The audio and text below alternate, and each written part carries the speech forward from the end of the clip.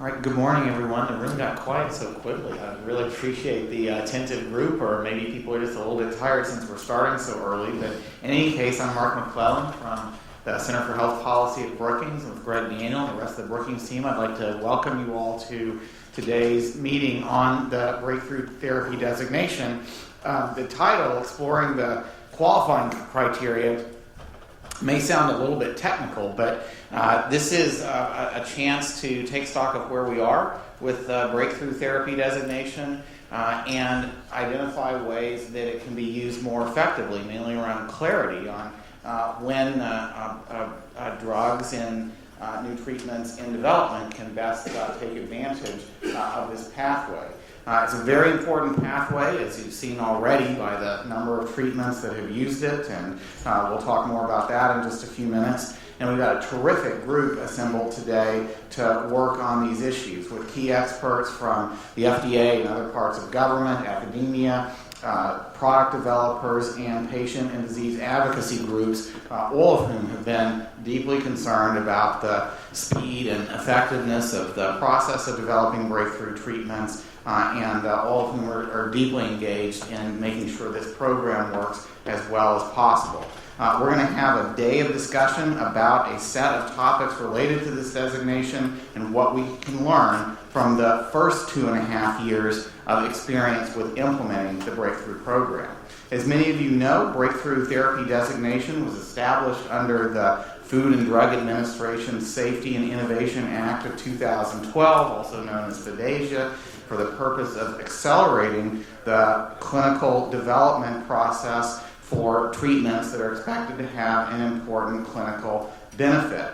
This program was developed largely as a response to the emergence of a growing range of new therapies, particularly targeted therapies in such areas as oncology, that were showing strong evidence, or at least preliminary evidence, of significant benefit in very early stages of clinical testing. The emergence of these new therapies had led to some questions about whether the traditional drug development process and interactions with regulators in that process could be improved to give benefits to more patients sooner without compromising the quality and hopefully with enhancing the quality of the evidence that was being developed. In conjunction with this kind of interest, FDA engaged in a series of scientific meetings and other interactions with interested stakeholders to discuss the development of a new kind of pathway for breakthrough therapies. And as part of those efforts, the Friends of Cancer Research, led by Ellen Siegel, and our group at Brookings convened a multi-stakeholder panel at the 2011 Conference on Clinical Research to further develop this topic. The resulting white paper from that discussion resulted also in a publication that directly informed Section 902 of FDASIA, which was the part of the legislation that authorized the Breakthrough Therapy Designation program.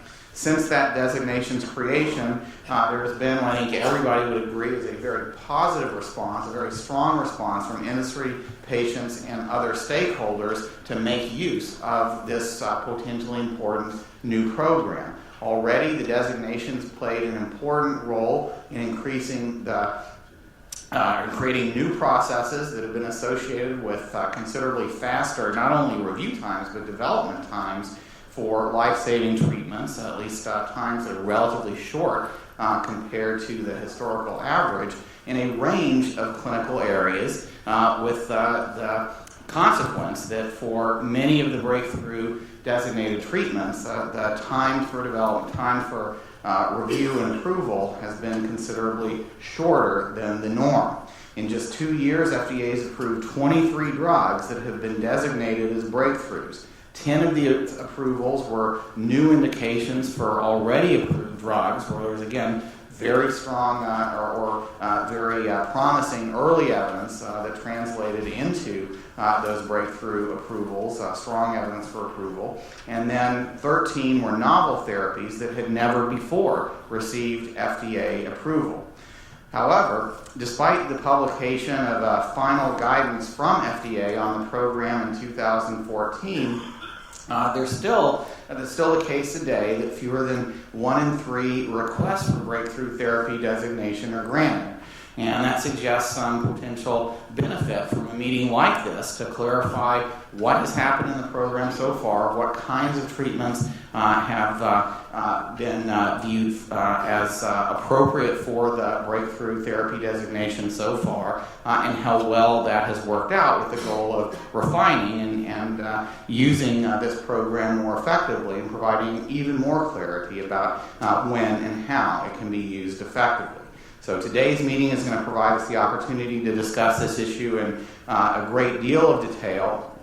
We intend for these discussions, which Greg is going to provide an overview of in just a moment, we intend for these discussions to help shed further light on how FDA is applying the qualifying criteria to a range of clinical development programs. We're going to look at a spectrum, not only in areas like oncology, where this program has been relatively commonly used, but a wide range of other applications, potential applications as well. We're going to highlight some of the major industry considerations to date in deciding whether to submit a request for the designation. And we're going to talk about strategies that can help to support a better understanding and better use of the designation as a whole. We're going to end up this afternoon with some reflections on what we've heard about through this review today of the experience in the program so far, and then a wide range of case examples of how it has been, is being applied, and could be applied as well, and some hypothetical examples. This discussion is going to involve all of you in the room. We appreciate your being here with us in person today. We're also joined online. We're recording this session and will be available online as well. So we want this to be a resource, a broadly available resource to help make sure the Breakthrough Designation Program is working as effectively as possible. So again, thank you for joining us today, and I'm going to turn over to Greg to talk a little bit more about the plan for the day. Great, thanks, Mark. Good morning, everyone. I'm Greg Daniel, I'm Fellow Managing Director at Brookings. Allow me to echo Mark's thanks to all of you for joining us today for what should be a very interesting and important discussion. As Mark noted, there's been a significant and positive response to the Breakthrough Therapy Designation Program since its inception, and we're hoping to use this meeting, as Mark indicated, as an opportunity to advance a discussion and articulate a bit more clearly the criteria and evidence needed for a particular product to be granted the breakthrough designation. Our discussion today will use a combination of real and hypothetical cases from various clinical areas, as Mark indicated, from oncology, neurology, psychiatry, infectious disease, and hematology, to explore how the agency evaluates each candidate during the review process, discuss what factors led to the application's acceptance or rejection, and to highlight the major lessons learned from the perspective of the sponsor participating in the process. The discussion will also focus on identifying key strategies for ensuring that the qualifying criteria are understood by all stakeholders. With that being said, let me provide a brief overview of the rest of the agenda for today. We'll kick off the day's discussion with opening remarks from Dr. John Jenkins, the Director of the Office of New Drugs at FDA. Following Dr. Jenkins' remarks, we'll go right into session 1. In that session, FDA will present the results from a recent in-house analysis of the designation phase of the Breakthrough Therapy Program, identify major takeaways, and discuss how they relate to today's goals. Following that presentation, there will be about 20 to 30 minutes of question and answer from all of you in the audience with the FDA panelists. And then again, at 10:15, we'll take a short break and reconvene for session 2. Session 2 will focus on the application of the qualifying criteria within the field of oncology. As part of this, we'll discuss 3 cases with 2 real-world examples from Merck and Ariad Pharmaceuticals, as well as a hypothetical case study developed by the FDA, which will highlight a candidate that would not have qualified for the breakthrough criteria. So the first 2 examples did qualify, and then there's a hypothetical case that would illustrate essentially where that bar might be, and to walk through an example of a case that would not have qualified. Following the presentation of these case studies, we'll have about 30 to 40 minutes of moderated discussion between our panelists, and then end the session with time for Q&A with the audience. We'll then break for 1 hour lunch and reconvene at 1 p.m. for session 3, which will focus in the field of neurology. And will include a discussion of 2 cases, a real-world example from Novartis, and then a hypothetical case study that illustrates a candidate that again would not have met the criteria, and again we'll have some moderated discussion after those cases are presented, and then ending with about 15 to 20 minutes of question and answer with the audience. Session 4 will focus in 3 case studies and give a broader range of therapeutic areas. And this session will include, for example, an anti-malarial drug from GSK, a psychiatric drug from Sinurex, and then a gene therapy for beta thalassemia from Bluebird Bio. Following the presentation of these cases by FDA, we'll have the moderated discussion with the panelists. We'll have question and answer with the audience, and then we'll break for a short break at 3:30. Finally, at about 3:45, session 5 will serve to wrap up the entire day's discussion, and will summarize the main takeaways from the day's discussion, including consideration of how sponsors might apply the lessons learned in future requests for the designation. There will be no presentations during that session, as it will just be moderated discussion followed by Q&A with all of you in the audience. Mark will provide closing remarks on or around 4:30 for an on-time adjournment at 4:45.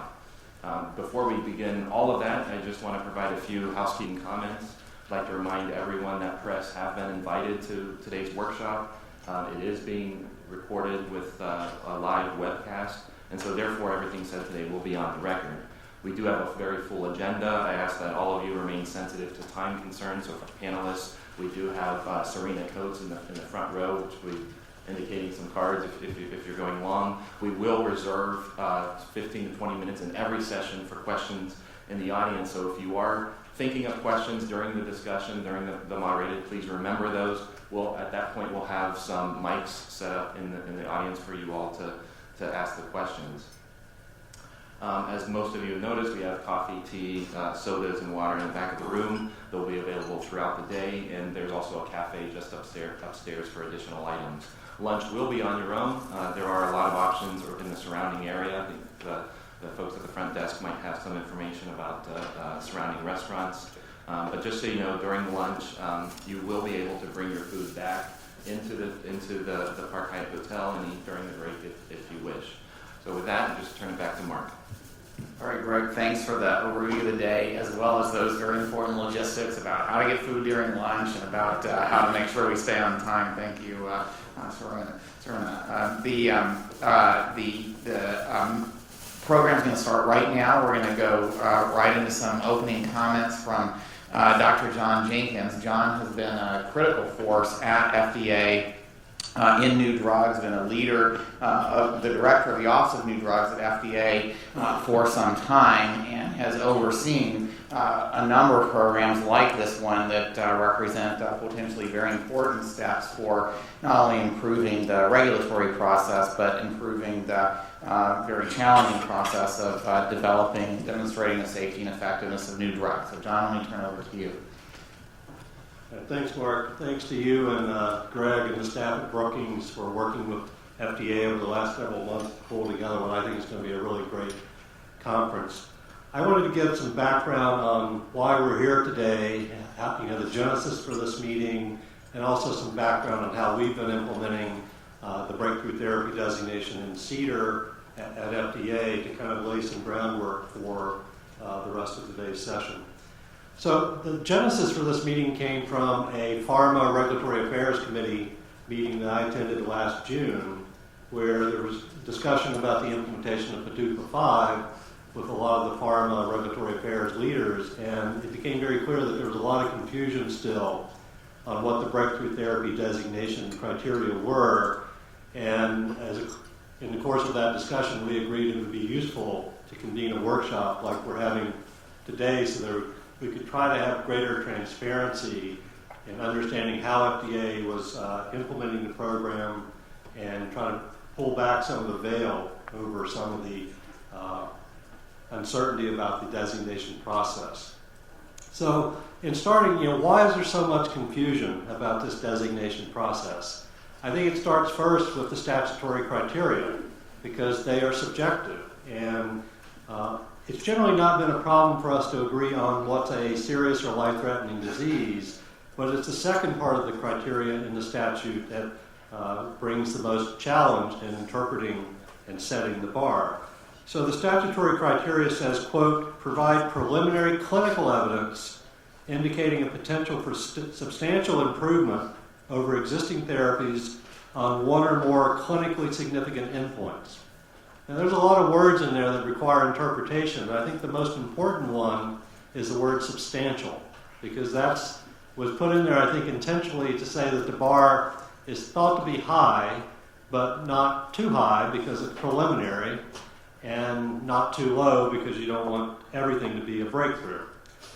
I went to the dictionary this morning and looked up a definition of substantial, and what I found was of considerable importance, size, or worth. And I thought, well, that's interesting, but I'm not sure it helps a whole lot. But I thought, we're used to using the word significant. In fact, significant shows up in the statutory criteria in drug development. We use significant a lot, often in a clinical context, but also in a statistical context. So I went to the same dictionary to get a definition of significant, and I got sufficiently great or important to be worthy of attention, noteworthy.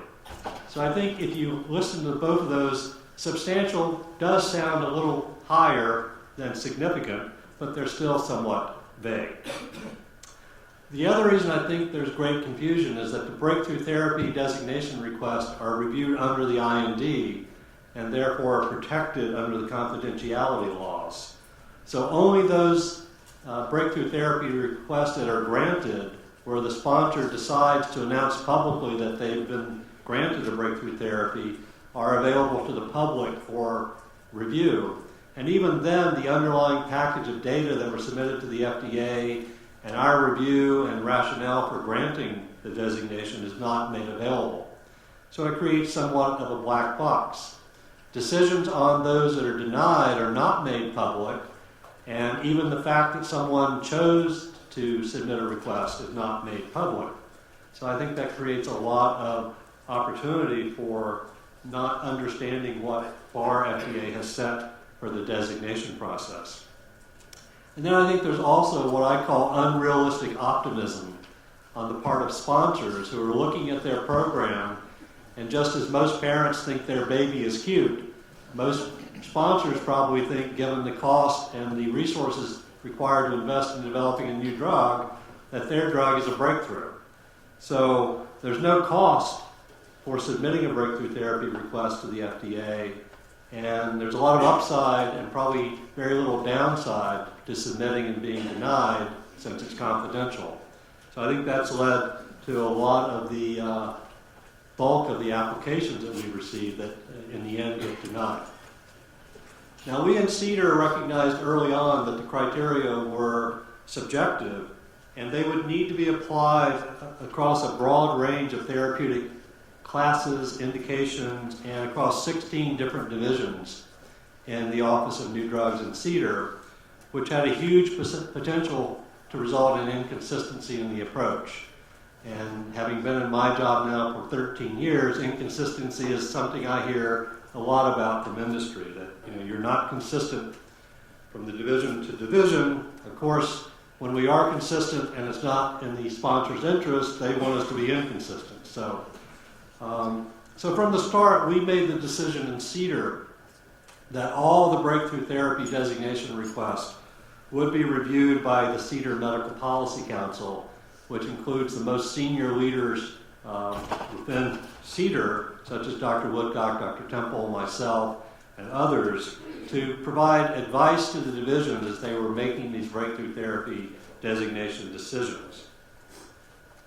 The other part of that decision to have MPC involved in every review is that we not only opine on whether the designation should be granted or denied, but we also provide advice to the division about the development program that the sponsor is proposing. Even for those that are denied, we often comment on what the development program looks like and how maybe it could be improved. So that brings a high level of center engagement into these programs. Now, early on, there was much debate within CEDAR about how to interpret the statutory criteria. There were some who took a much more liberal view of the criteria and what should qualify for a breakthrough therapy request. There were others who took a much more conservative view and thought that the bar should be very high and that breakthrough therapy drugs should essentially be, using a sports metaphor, a home run. Over time, as we've worked through various submissions and reached decisions, I think we've reached an internal understanding of where we think we've set the bar. But even that is hard to articulate to the public without being able to give case examples, because it's just very difficult to say in words where that bar is if you can't give examples of what qualified and why it didn't qualify, and why it qualified, and those things that don't qualify, why they didn't. Now, along the way, another advantage of having this Medical Policy Council engagement is that we've been able to develop policy as we've seen cases come before us that we could then apply more consistently across future decisions. For example, if you remember back, the first breakthrough therapy designation that we granted was for an already approved drug for a supplemental indication. We had a vigorous debate internally about whether it made any sense to grant a breakthrough therapy designation to an already approved drug. In the end, we decided yes, that was within the statutory criteria. We also had discussion about, should we grant breakthrough for an application that's already been submitted? The NDA or BLA is already in-house. What's the value of breakthrough, which is primarily intended for the development program? But after discussion, we agreed that that could be granted. What about a product that's being developed under the animal rule where there are no clinical efficacy data? After a very vigorous discussion, we decided no, that doesn't meet the statutory criteria, which specifically calls for clinical data. And then more recently, we've had discussions about when to rescind breakthrough therapy designations, and there have been some examples in the media about some recent discussions and decisions on products for hepatitis C. Now, we've standardized a review process that the divisions follow, and they use a review template so that we get a consistent overview of the background for the disease, the available therapy, the trials that are submitted in support of the request, the safety data. So that process has been standardized. And early on, our discussions about the breakthrough therapy designation request were always conducted in face-to-face meetings. Today, most of them are conducted by email review because we've essentially set the standards that we're following. We have the standardized template that the divisions complete after they do their review. Those are sent around, and the Medical Policy Council is able to opine via email. We only have a face-to-face meeting for situations where a member of the Medical Policy Council disagrees with the division recommendation on what action to take, or if the division itself says, this is a tough case, we think we'd like to have a meeting. So again, inside the FDA, I think we have a pretty clear standard of where the bar has been set for breakthrough therapy designations, but that doesn't mean that it's transparent and clear to the outside world. Now, we continue to see a high volume of requests for breakthrough therapy, and you'll see some of that in a few minutes in Kim's presentation. But as Mark said, only about a third of the applications for designation have been granted, looking back over the data, and that has remained fairly consistent over time. Now, of course, all these denials result in a large amount of work that we have to do to review the request to make the decision, and that means that staff time that could be devoted to other work related to application review or other programs has to be diverted from those programs to run the breakthrough therapy program. I would remind you that there were no resources provided to the agency to implement the breakthrough therapy program. And I think maybe one of the outcomes of today's meeting is that there could be a greater efficiency gained in the program if we can better convey the standards so that sponsors don't spend their time and energy submitting requests that will clearly be denied, so that we don't have to spend our time and energy reviewing requests that we will, in the end, deny. So the goal of today's meeting is to try to make clearer where the FDA has set that bar for breakthrough therapy designation. As you heard from Greg, we'll be hearing case studies. Most of the case studies are actually true cases that went through the process and were granted. Unfortunately, but not surprisingly, we could not solicit any volunteers of an application that was denied who was willing to have their program discussed in public for the denial process. So we've had to create hypothetical cases that would lead to denial. Now, while they're hypothetical, the review teams that put together the cases are the same teams who have been involved in reviewing cases that were denied. So they use that understanding of what they've seen to build the cases for the case studies that you'll hear today that would have been denied if they had been real. The format also has the FDA review team presenting the cases, because that's the way we can show you our perspective on how we looked at the case and how we thought about the criteria as we were making our decision. But we also have the sponsors of the applications here to provide their perspective on what were they thinking when they put it forward, and what was their reaction to how FDA looked at the case. So with that, I'll close and turn it back to Greg, and I'm looking forward to what I think will be a very vigorous and illuminating discussion. I mentioned that before the meeting to some people I was talking to in the hallway. It will be interesting to see if anyone opines that they think FDA has set the bar too low.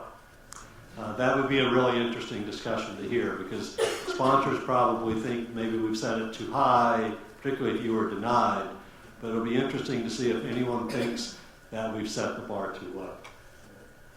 John, great. Thanks for that overview and for framing some of the questions and issues on the table today.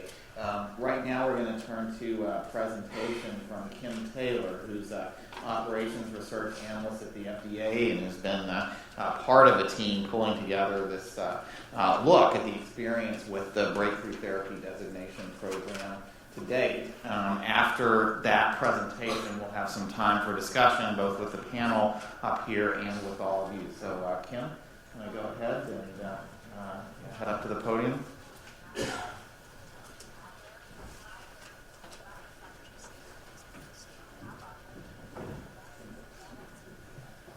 Hello.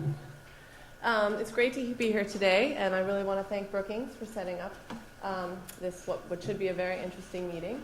I also want to acknowledge my colleagues up here, Ryan Conrad, Afee Harrington, and Grace Stark, who worked on this evaluation with me. I also want to acknowledge my other colleagues, Joan Johnson, Azada Hafid, and Alice Desai, for their hard work on this as well.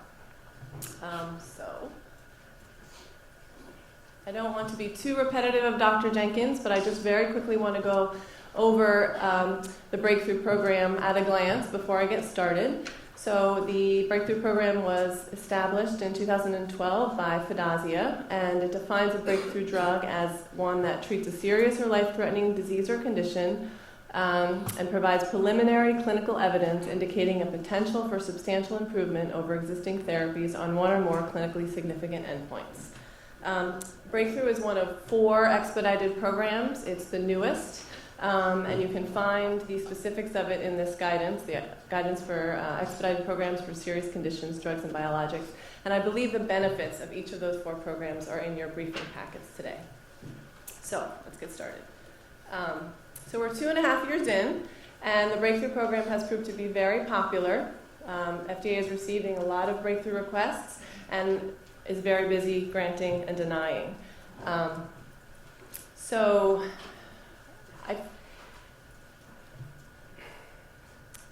Given that,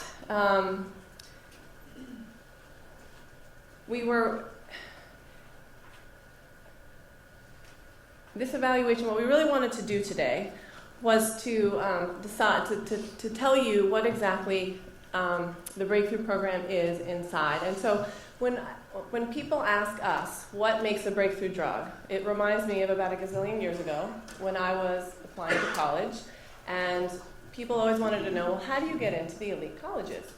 And so the admissions counselors or the admissions officers had a lot of factors that they needed to consider, a lot of complicated factors, much like our clinical reviewers had a lot of factors to consider when they're deciding whether or not to grant breakthrough designation to a request. They have to consider things like academic achievement, extracurricular activities, background, how many obscure instruments a student may play. And despite all this, they're able to come up with a profile of the student body.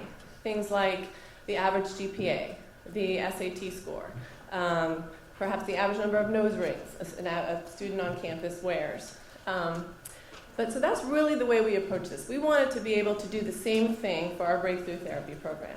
And so we're an internal evaluation team, and we work very closely with the Office of New Drugs to answer the following key research questions.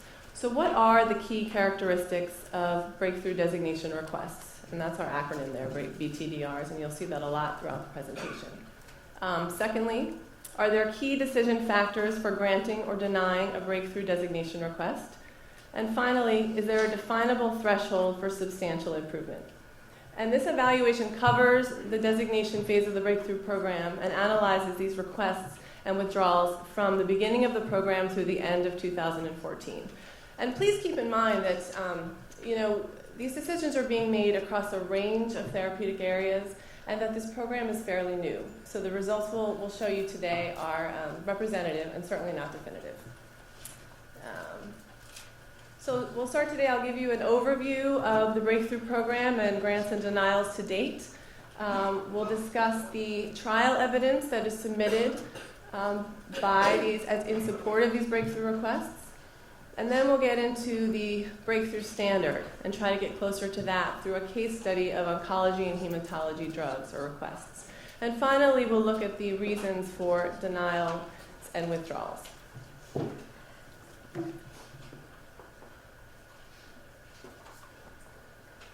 So, what does the breakthrough program look like to date? So what you'll see here is the population of breakthrough requests that we examined for this analysis. So between the beginning of the program through the end of 2014, we granted, denied, or received withdrawals for 203 requests. And I believe that we're up to now, I think, 250 requests or so. And I want to also point out that this is just for CEDAR. This does not include CBER, and I think the CBER count is somewhere in your briefing document that you have today. I also want to make clear that sponsors withdraw their requests. We do not withdraw their requests for them, so that's a decision that they make. And you'll see here that the proportion of grants has been 32%, 15% were withdrawn, and 53% were denied.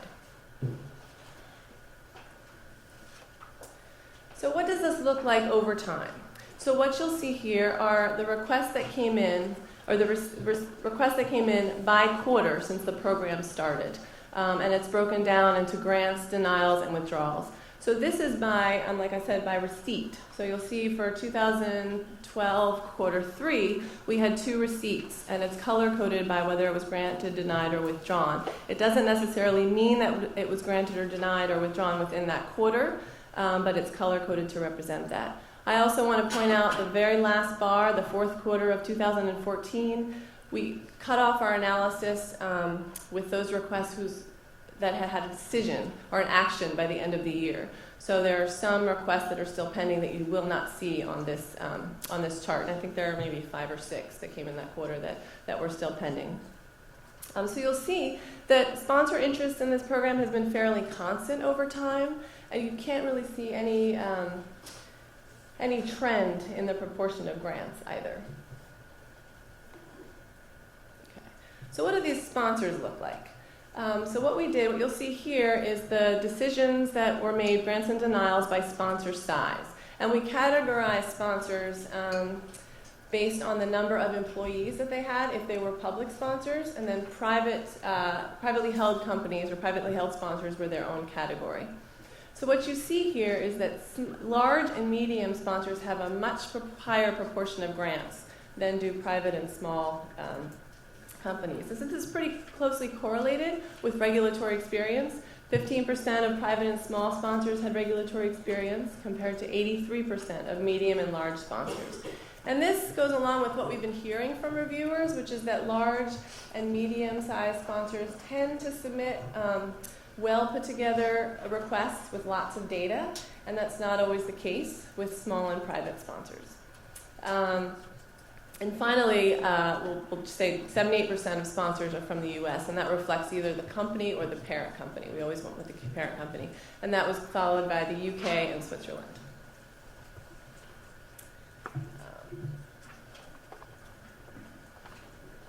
So let's turn to the indications in these requests. So the majority of requests were for oncology, hematology, or antiviral drugs. So what we did here is you see the requests, the grants, denials, and withdrawals broken out down by therapeutic area. And because 60% of the requests were for oncology, hematology, or antivirals, those two therapeutic areas we broke out separately, and then we lumped all the others together. So you can see the grant deny rate for each one. And you'll see that the grant rate for, or I shouldn't say, the proportion of grants for antivirals is 41%, and that reflects in some respect the hepatitis C products that came through.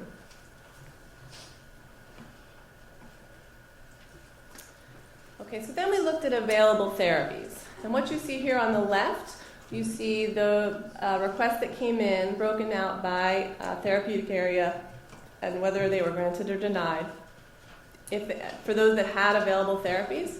And on the right, you see the same breakout, grants and denials by therapeutic area for those requests that did not have available therapies. Available therapies are defined as they are in the expedited guidance. Available therapy is an indication that has a U.S. approved therapy for that indication or represents the U.S. standard of care for that indication. It does not include drugs in the pipeline, drugs that are not approved for off-label use. So what you see are overall, the number of requests that came in for available therapies was very close, or about the same as the number of requests that did not have available therapies. And overall, you don't see much difference in the proportion that were granted either. However, if you look by therapeutic area, you do see some trends. So, for example, again, antivirals, those that had available therapies, you see a proportion of grants of 72%. And again, that probably reflects the hepatitis C products that came in. On the other side, for antivirals, for those drugs that did not have available therapies, the grant rate was 15%. And that reflects some drugs for indications that are inherently hard to treat, and what came through the door we felt did not meet the breakthrough standard. So really, overall, you don't necessarily see it necessarily easier to get breakthrough because you don't have an available therapy for your indication.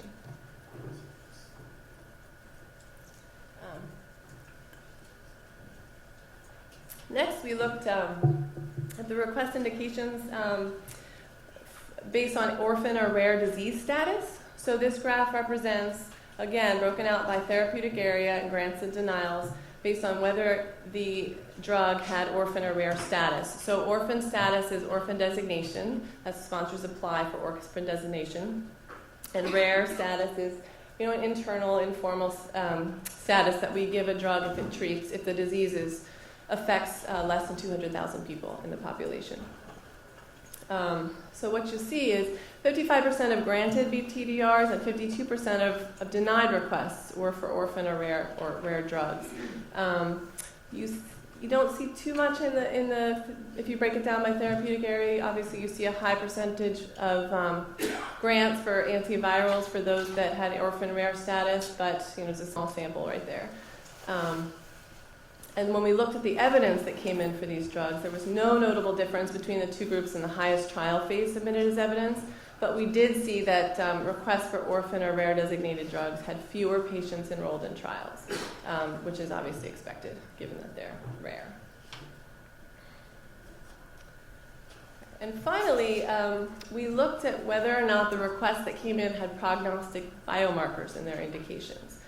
So here again, you see broken out by therapeutic area, grants versus denials, as to whether or not there was a biomarker in the specific indication that they came in with. And we found that approximately a quarter of requests had a prognostic biomarker in their indications. but that 65% of requests with prognostic biomarkers were granted compared to 29% of those that did not. So this was a very interesting finding, we thought. And then you'll see the high percentage on the left-hand side of the graph here of oncology, hematology, and antiviral requests with biomarkers, and that probably reflects this new era of precision medication, or precision medicine. So I'll briefly turn it over to Ryan now to discuss the trial evidence that is submitted with these requests in support of that request. Thank you, Kim. So when considering the type of evidence used in support of a breakthrough request, one of the most basic metrics is just looking at the number of trials submitted in support. We found that the majority of these requests submitted evidence from just a single trial. So you can see that among those granted breakthrough status, about a third had data from a single trial, and among those denied, about 3/4 had data from a single trial. And this might lead you to believe that more data is better. And we consider the trials or the grants that have data from 2 or more trials, you see about a third of those did, compared to about 20% for those denials. And this might lead you to believe that more data is better. But that's not really the case. What matters is sort of the quality of data submitted.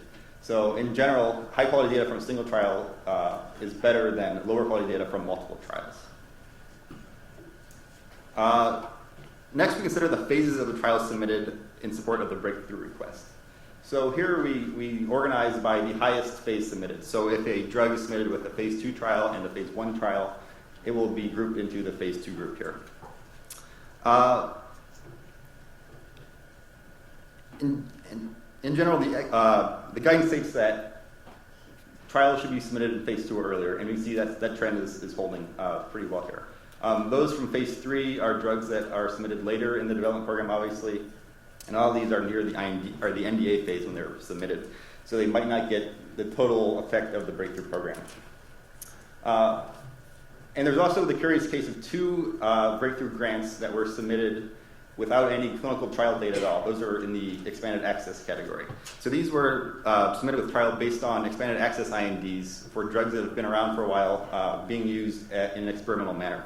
And this sort of talks to the idea that we don't need clinical data per se, we don't need trial data per se, but we do need clinical data to grant requests. So if it's from an IND, that can be acceptable in certain cases. Here we just look at a rough measure of sort of the phase progression of the drugs submitted. In general, everything hovers around phase 2, average of phase 2 submitted. You can see that oncology are submitted slightly more prematurely than other areas, but in general, there's not a whole lot of difference between the phases submitted in support. So we can take sort of a deeper look into the actual trial designs used in support of the request. At the highest level, we look at whether or not the trial was randomized. So we find that about 40% of the total breakthrough grants were based on data that were from non-randomized trials. These are usually for drugs that treat a very serious condition that have no real viable options. So, it's scientifically justified for the trial to run to be conducted without any randomization. On the top right are the denials that did not submit randomized trials. So those sort of fall into 2 categories in general. The first are, again, diseases that have no real viable treatment options. So it's sort of scientifically justified to use non-randomized trials. But in those cases, the evidence submitted wasn't deemed substantial. And sort of the second subcategory that are trials that probably should have been randomized, but for some reason they weren't. So oftentimes, sponsors may look at a subpopulation within a trial and sort of do post hoc analysis to determine, this looks good, it might be breakthrough, so I'll submit it. But given that it was sort of done in a manner that wasn't sort of done post hoc, it was hard for reviewers to identify with certainty that any substantial evidence was actually there.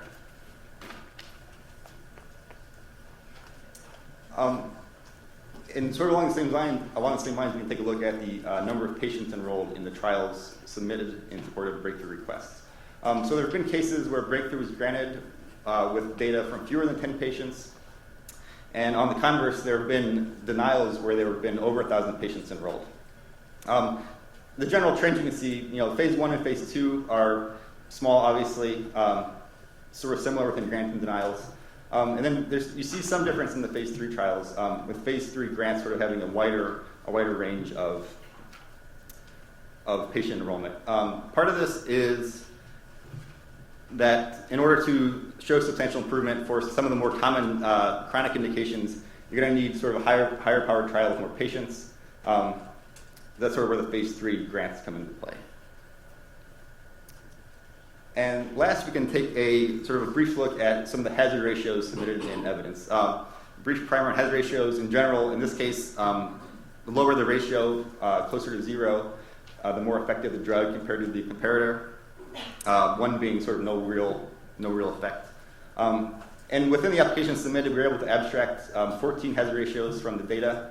Most of these are from hematology and oncology. You can see really from the oncology group that there's no, in general, lower is better. Again, the grants were 0.48 against 0.68.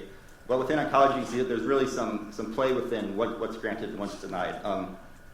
So part of these denials that have the lower hazard ratios are probably due to trial design or maybe even in some cases safety concerns. And with that, I'll toss it back to Kim, who will give a deeper look into some of the oncology grants.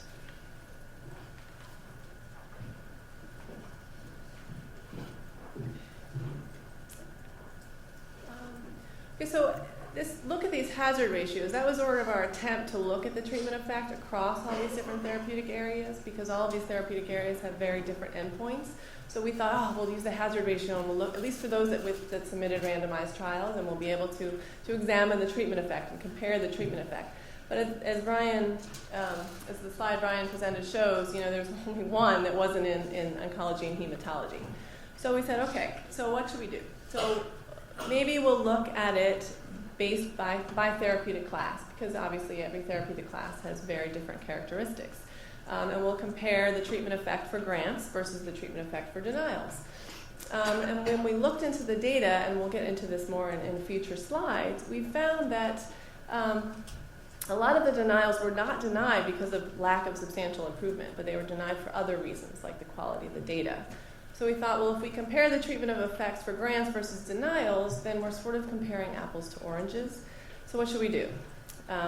So then we took another step back and said, okay, well, we're going to look at just the grants. So what is a breakthrough drug rather than what isn't a breakthrough drug?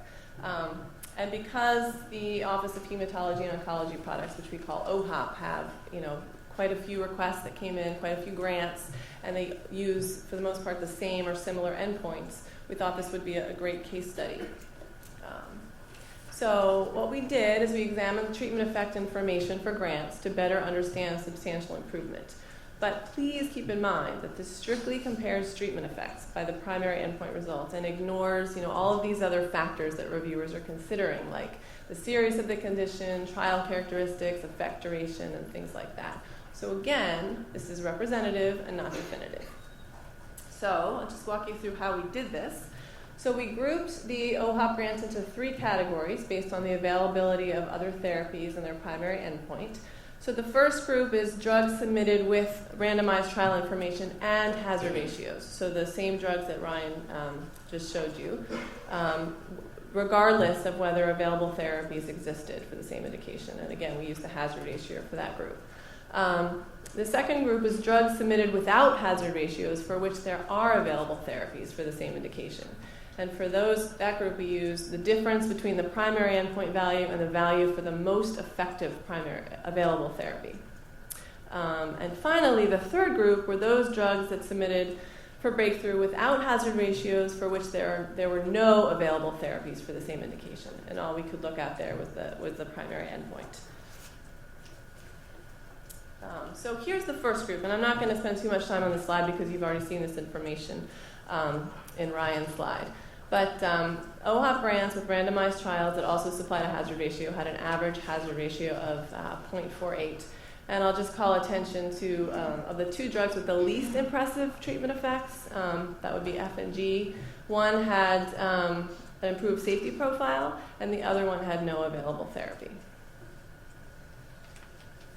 And we found no trend by control type, whether they use an active comparator or a placebo in their randomized trial. So the second group, again, was those grants that did have an available therapy. And so I know there's a lot going on in this graph. So what this is, the green bars represent the objective response rate for the request that came in. And then the blue bars, or the purple bars on the bottom, represent the response rate for the best available therapy for the same indication. And then the boxes in the middle represent the percent improvement over the best available therapy. So you'll see that the improvement ranged from 30% to 400% for grants. And not surprisingly, two of the largest improvements were over the least effective available therapies. So the average was 55%, the median was 45%, and the range was 37 to 84%, so quite a big range. And I will note that two drugs in this category had improved safety profiles over available therapies, and they're both highlighted in red. I don't know how well you can see that. And finally, there's one drug that's not pictured here that had a percent improvement of 75%. They did not use ORR as the endpoint.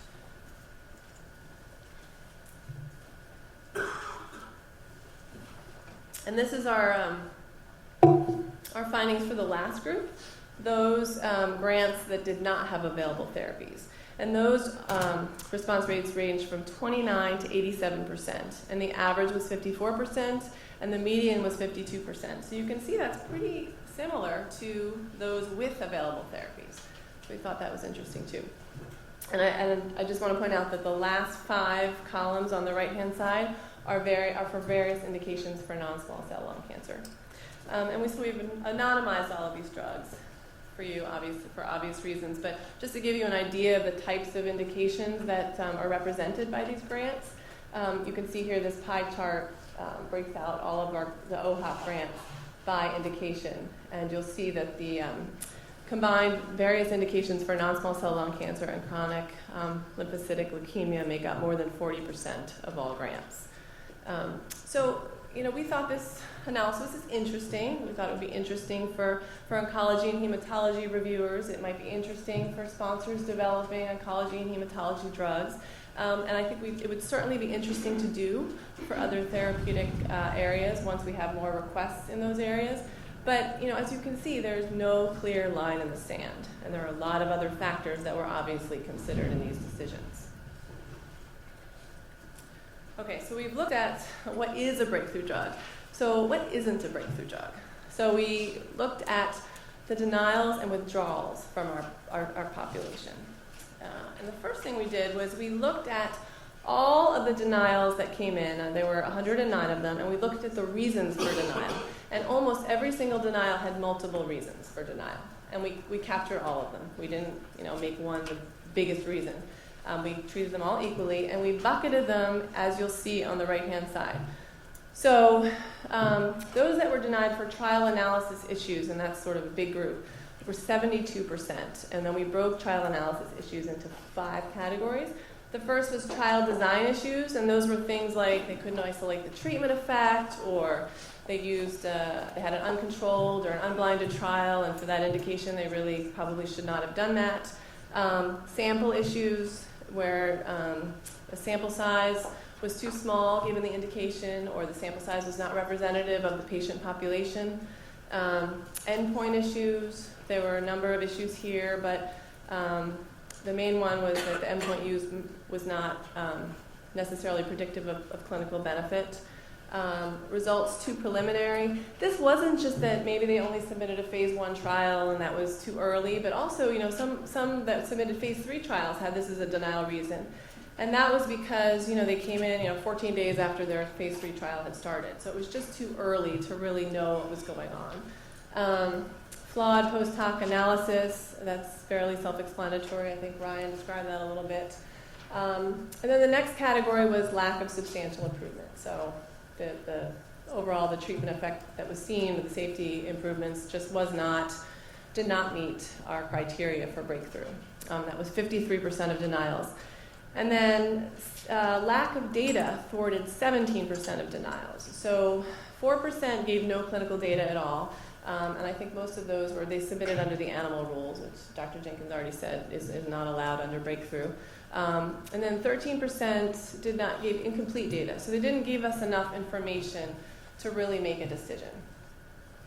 Safety concerns, 11%, miscellaneous was 13%. And I want to point out that only 2 denials were because we felt that the indication for which they were requesting breakthrough was not serious.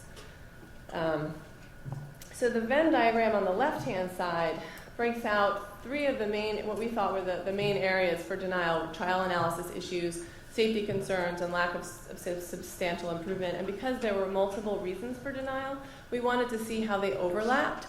So for example, the 5 you see there on the left, that reflects a denial, the number of denials that had safety concerns, trial analysis issues as a reason for denial. But the main takeaway here, I think, is that the reliability of clinical evidence or trial analysis issues was a more common rationale for denial than lack of substantial improvement. So if you see in this diagram 39 under the trial analysis issues, those represent the number of denials that might have had a great treatment effect, but that we felt that the data was not reliable. And then the 21 in the Venn diagram, the third circle under lack of substantial improvement, those were denials for which they had pretty solid data, but we felt that the treatment effect, so to speak, did not meet the breakthrough bar or the breakthrough threshold for standard for breakthrough.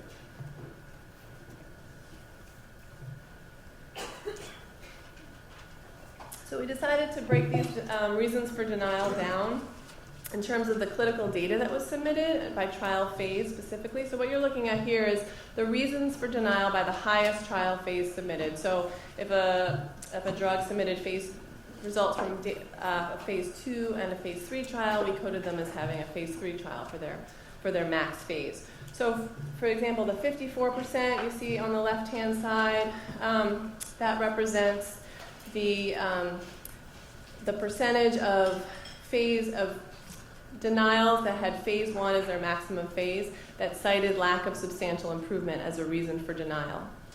So you can see that the lack of substantial improvement became a bigger issue as the trial phase increased.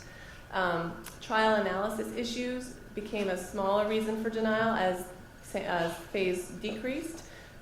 Which makes sense when you think by the time you get to phase 3, maybe you're better organized. And safety concerns became a bigger issue as the max trial phase increased. And again, you have more safety data by phase 3. And then we drilled down into this middle column, trial analysis issues, because that's kind of a big area. And we had 5 subcategories. So we went into those 5 subcategories and we looked at trial analysis issues by highest phase submitted for each of these categories.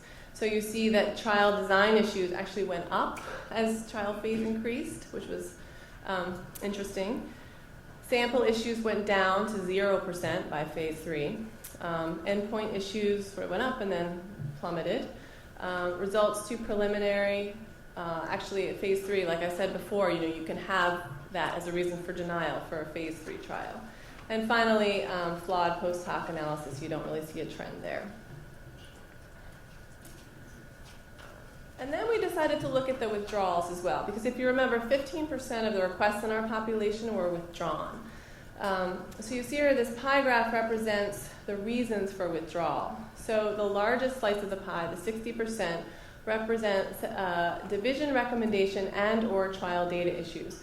So the bulk of these were division recommendations. After sponsors submitted their requests, they had a conversation with the division, and it led them to think that they might be denied. So they decided to withdraw instead of be denied. And there was some overlap here. There was also some that decided to withdraw because they had trial or data issues. I think 1 or 2 failed their phase 3 trial, so they pulled it. But we couldn't always distinguish whether or not they had had a conversation with the division about it, so we lumped them all together. 37% were withdrawn for administrative reasons. They submitted to a different IND instead. They submitted to fast track instead. And a few were withdrawn because they submitted at the pre-IND phase, which is not allowed under breakthrough. So interesting to note also that 40% were withdrawn by private sponsors who submitted only 26% of the total requests. And 80% of withdrawals were for oncology, hematology, and antiviral drugs, which only consisted of 60% of the total requests. And so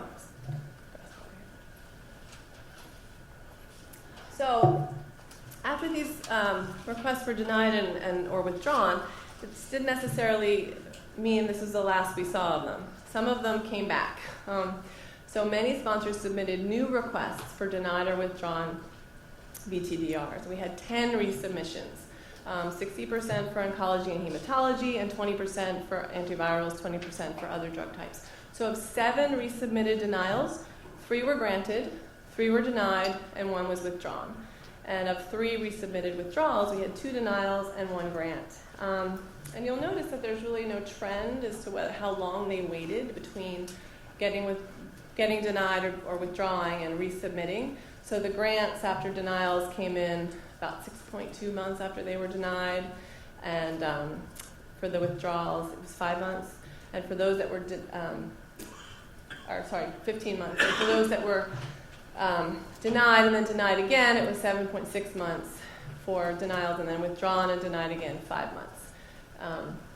And again, we have no idea, but it could be that they acted on the advice that they got from the denial letter, from their conversations with divisions when their request was in-house, and then they came back in because they had responded to those concerns. But it didn't always mean that they were granted again. So, in conclusion, what have we learned after 2.5 years of the program? Well, I want to go back to our key research questions. And the first one was, what are the characteristics of a breakthrough drug or a breakthrough request? And we really found that, breakthrough decisions are complex, as we've discussed, and there's no one-size-fits-all characterizations of a breakthrough drug. But some preliminary patterns were observed, and you can see them on the right-hand side, and those are the patterns that we discussed today.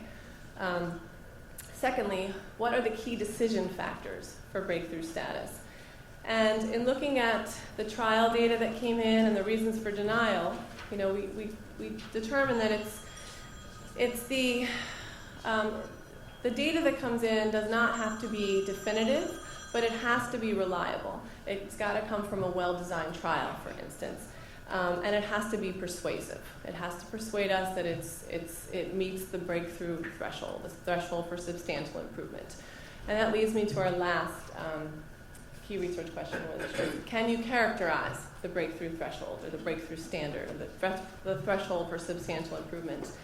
And again, we found there's wide variation by therapeutic area and trial characteristics, patient populations, and available therapies. And so any characterization of a substantial improvement threshold really should be looked at by therapeutic area.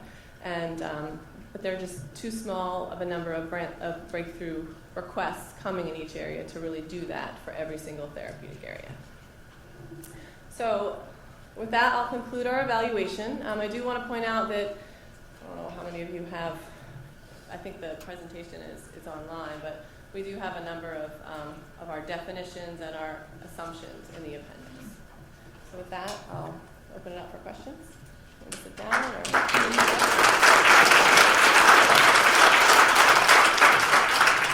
Thanks to you and your collaborators for all the hard work on that presentation. So you introduced Afi and Ryan and Grace in the process of doing the presentation. Let me first ask if any of you all have anything else to add to what Kim described.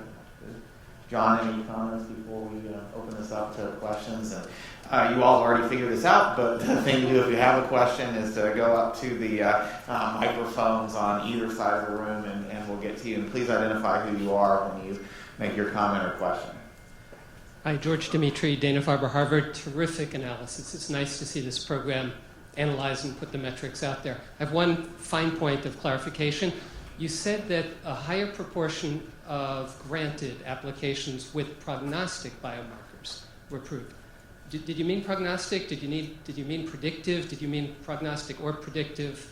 Because the difference between how we're doing our diagnostics better these days could be as much a characteristic of successful applications as anything.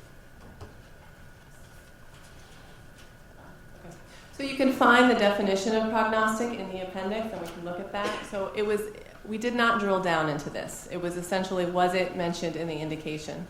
And it was prognostic, yes, as defined by the guidance, yes. Okay, thank you. Okay, if you can hear me, I'm tall.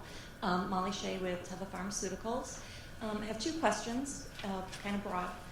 The first one is, I understand that we are granting or allowing, if qualified, breakthrough therapy designation for a BLA or an NDA. Understanding it's not the most beneficial because we want the earlier the program. What do you see, how is that applied to be a benefit to receive breakthrough designation when I've already submitted a marketing application? Yeah, I'll try to address that. First, there may be value to the company in being able to announce to the world that they have received breakthrough therapy designation.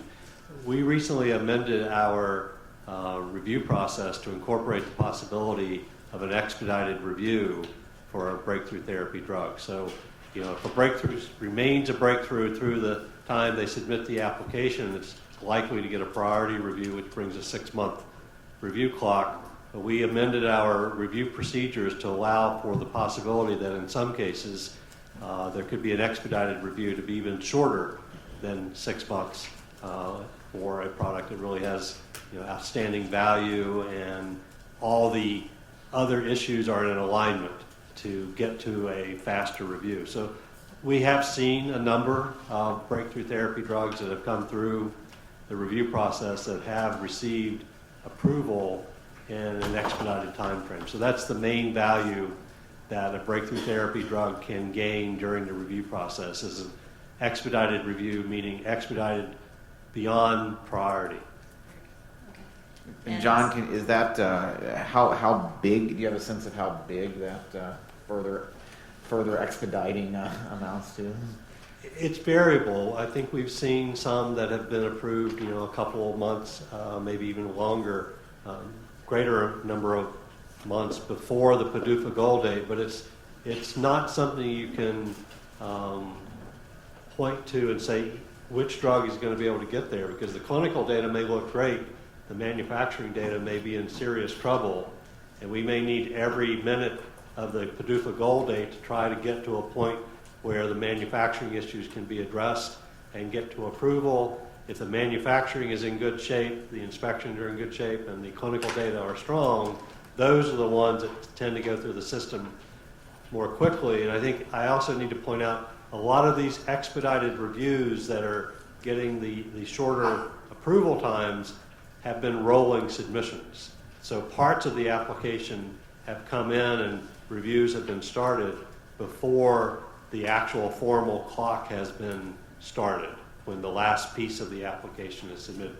So I think rolling review is one of the values that can lead to a faster review time, faster approval, but it's critically important that the manufacturing and the facilities be in order, because we've seen some real problems with some of the breakthrough therapy drugs where the clinical was really great.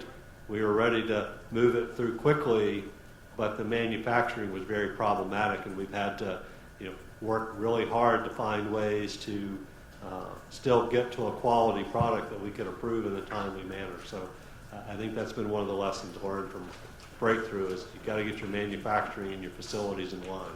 Is that manufacturing review process? I know that involves some other parts of FDA as well. Are there?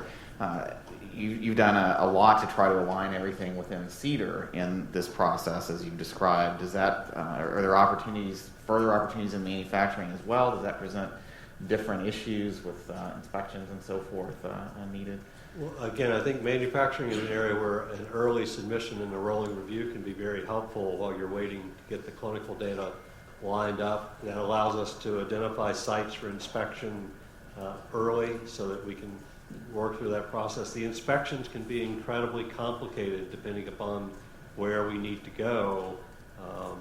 Visa requirements, travel restrictions, wars, State Department, restrictions on where you can travel. So the inspectional piece can be very complicated, but we try to work closely with the ORA colleagues to try to identify those sites early so that we can try to expedite those inspection travel issues.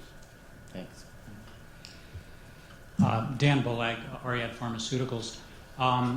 Thank you very much. It was a very nice presentation that you had.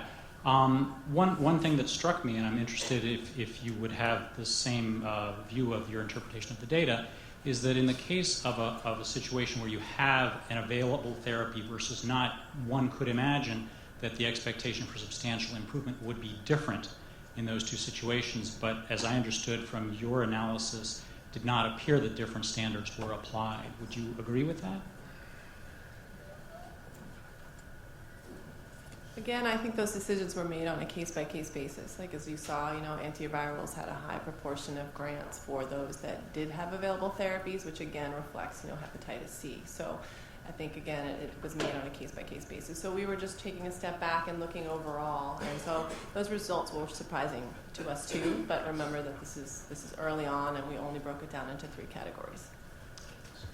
With early on, with such a limited number of observations to work with, it's hard to draw completely definitive conclusions. But I just following up on the same question, I was a bit struck by in your Venn diagram how many of the denials seem to be related to what you characterize as a range of trial and analysis issues. I mean, that was, I'm just looking at the numbers now, something like over 70 of them, a huge proportion.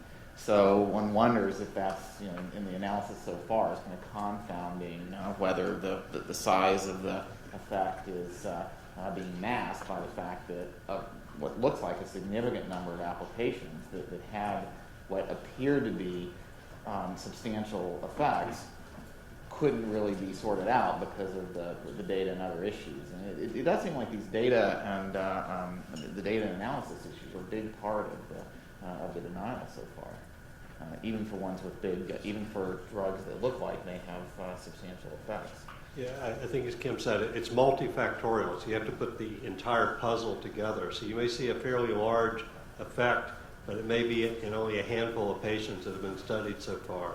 Or you may have a larger number of patients who have been studied with a large effect, but they've only been studied for a few weeks. So you're looking for the durability of the response to see if it's going to hold up. So there's a lot of factors that come into play that make it hard to generalize without looking at the specific case. And I think that's where we're going to see some examples later today and this afternoon is how all these features come together to decide whether it meets that standard or not. But we do see a lot of challenges with post hoc analyses or subgroup analyses of failed trials. We see a lot of response rates that are short duration, so you don't know what happens over time. We see a lot of, literally a handful of patients have been studied for response rate, and maybe it looks like it's 3 out of 4, but it's only 3 out of 4. 3 out of 4. Yeah. Good. Thanks, John. John Powers, George Washington University. It seemed interesting that even though it was multifactorial, that a large percentage of the denials had trial design issues associated with them, as John just brought up. But one of the benefits of breakthrough therapy designation is early consultation and discussion of those very issues. So I was wondering, when you were looking through this, did you find that the sponsors had already designed the study by the time they came into you, meaning they're not availing themselves of that early consultation process? Or did you give them advice and then it wasn't followed? Because it's trying to get at the issue of how to implement the early advice piece of this. Yeah, so I think in general, since given the program is only about 2 years old, most of these trials were probably already in the works when it started. So it'll be interesting in the future, now since the program is sort of in effect, if sponsors might sort of say, I'll break through in the back of the mind, design it as such so they can get sort of preliminary evidence. And also, as far as those that are are denied, usually in the letter, FDA will say, here are the problems, here's how you can correct them, feel free to come back for another breakthrough request. I was interested in your analysis if you looked at sort of the breakdown between trials that had endpoints on clinical benefit or versus surrogate endpoints that were unvalidated or intermediate clinical endpoints. We did early on try to break it down like that, but we did it. We are not clinicians, so we did it by actually interviewing the medical officers that were reviewing the requests, and we found that the medical officers, sometimes the definitions were a little bit different, and so we were getting answers that weren't always consistent, and so we dropped that from the analysis. So I apologize. Hi, Rob Kowalski from Novartis. I have a chemistry technical development question for you.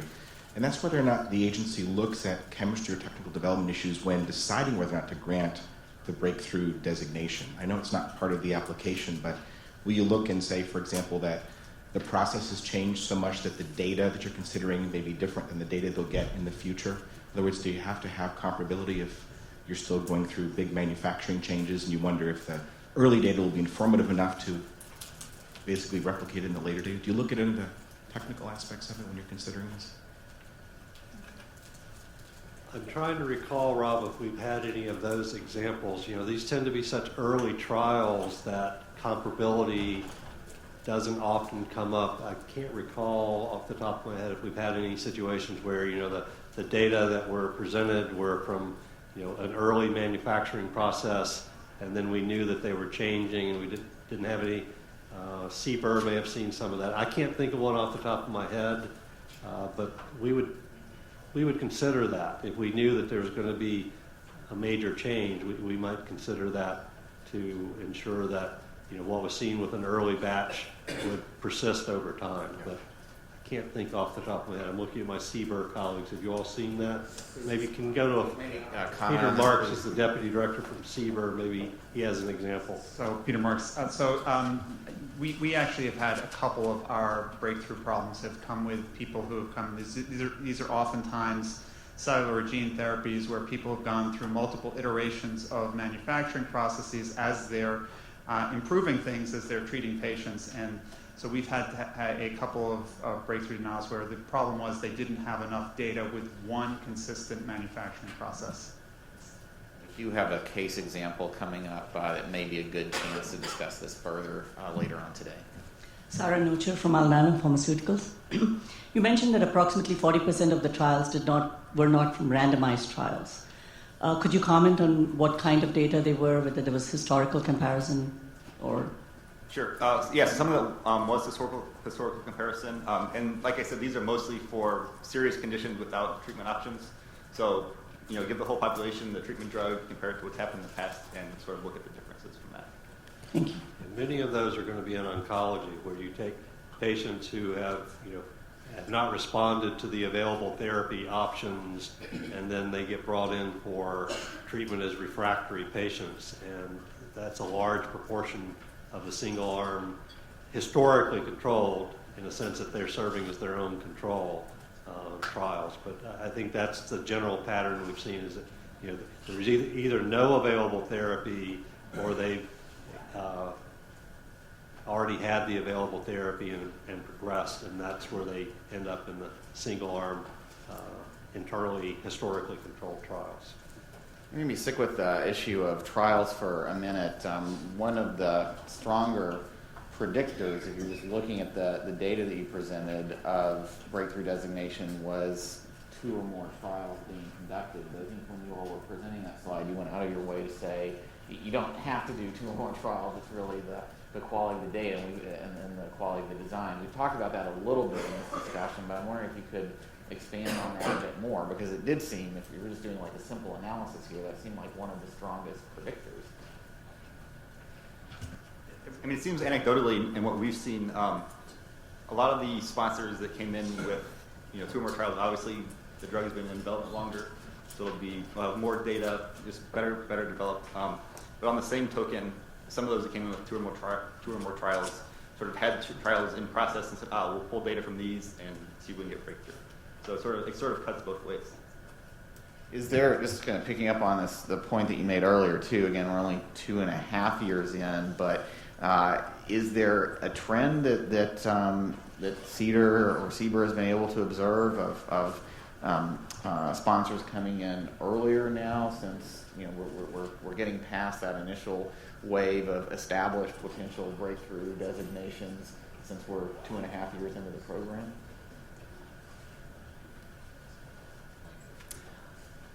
I'll be honest, we didn't look at that, the time of submission over time, but it seems to me, and correct me if I'm wrong, that I feel like the ones that applied for breakthrough right before they submitted their marketing application, or when they had already submitted their marketing application, we haven't seen as many as we did early on. So that's the only observation I can You make. expect to see fewer of those over time. You expect to see maybe fewer that have done 2 trials and so forth. I guess it's still a little too soon. It's a little too to soon, say but I mean, much about those trends. from what I can remember, that is true. And we also sort of have the backlog theory of when the program started, the sponsor said, new program, they had all these drugs sort of in development at the point and said, okay, we'll submit up front. So it's sort of hard to say how it's progressing over time right now. Hi, Alex Brund from Hyman Phelps and McNamara again. I was just wondering, just generally, when the MPC is considering these requests, whether or not they look at precedent very often, what's happened in the past, or is it something that we're looking at sort of de novo each time? Are you, specifically when you're seeing things like HCV requests coming through, or is it something that you just look at sort of on its own? Yeah, we definitely consider how we've handled similar requests in the past. We don't necessarily formally have a precedence database that we consult each time we see a case, but we consider that as we're thinking through the area. What endpoints have we seen before in that therapeutic area? What types of products have we granted or denied? One thing to keep in mind is we don't consider other products that are in the pipeline in making our decisions. So our definition of available therapy is approved products for the most part for that indication. So just the fact that we know that drug X we reviewed last week and they had an 80% response rate, and drug Y we're reviewing this week and they had a 60% response rate, we don't factor that in as a reason to deny the second one because the first one hasn't been approved. It's not available therapy. But it does seem like a bit of a challenge. Like on the one hand, if you've seen similar cases before, that can be a good precedent, and both for FDA and for sponsors. On the other hand, if you've seen something before and the breakthrough designation has actually worked to get that treatment approved sooner, then it's less likely to be considered a breakthrough designation the next time around, right? Well, I think we're seeing that, for example, with the hepatitis C, where we granted quite a few breakthroughs. Now we've approved several breakthroughs, and we've had to go back and reconsider, what's a breakthrough in hepatitis C now that we've approved some of the very effective treatments. Great. Well, this has been a great presentation, great discussion. Any final thoughts before we wrap up this session? We're obviously going to be coming back to a lot of these issues in the case study context after the break. Any finals? All right, well, I'd like to, Kim, thank you and colleagues for the presentations. As John emphasized, one of the main takeaways now is that you do have to look closely in each therapeutic area, and that's why we're spending so much time on case studies across a range of therapeutic areas for the rest for the next several sessions. So right now we're going to take a 15-minute break. We're going to reconvene at 10:30 to start out with the first set of case studies. Thank you very much.